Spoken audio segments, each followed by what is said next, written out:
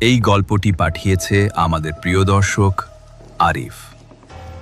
আপনার যদি এমন কোনো হরর অভিজ্ঞতা থাকে আমাদের ইনবক্স করুন। পরবর্তী গল্পে আপনি থাকতে পারেন। নরসিংদীর একটি অখ্যাত গ্রাম ঘাটকুল।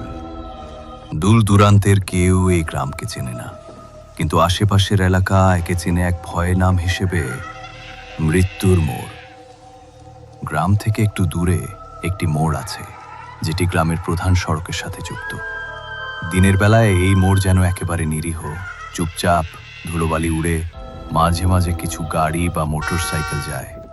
কিন্তু রাত হলেই এই মোড়ের চেহারা বদলে যায়। শেষ 10 বছরে সেখানে কমপক্ষে 11 জনের মৃত্যু হয়েছে দুর্ঘটনায়।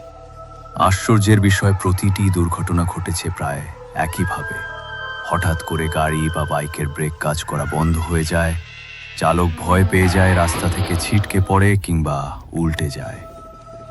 এই গল্পের শুরু 2019 সালের এক শীতের রাতে। মিনহাজ, রায়হান ও আরাফ 3 বন্ধু ঢাকা থেকে বাড়ি ফিরছিল নরসিংদীতে। সেদিন ছিল শুক্রবার রাত। তারা একটি ছোট ফিল্ম মেকিং প্রজেক্ট শেষ করে ফিরছিল মোটর সাইকেলে। মিনহাজ চালক, পেছনে রায়হান আর আরাফ 2 জন। রাত প্রায় 12:45। বাতাস কনকনে ঠান্ডা, চারপাশে শুনশান নীরবতা। রায়হান হঠাৎ বলে উঠল, এই রাস্তা দিয়ে আসা ঠিক হচ্ছে তো? এইটা না ওই মোড় যেটা নিয়ে গল্প চলে? মিনহাজ হেসে বলে, ভূত টুত কিছু নাই, এগুলা গরিবদের গপ্প। তবু আরাফ বলল, আব্বু এই রাস্তা নিয়ে অনেকবার নিষেধ করছে, বলছে 2013 সালে এক মহিলা মরছিল এখানেই। মিনহাজ কাঁধ ঝাঁকিয়ে বলে, ভবিষ্যতের ফিল্ম মেকাররা যদি ভূতের ভয় পায় তাহলে সিনেমা বানাবে কেমনে? তারা মজা করছিল, হাসছিল।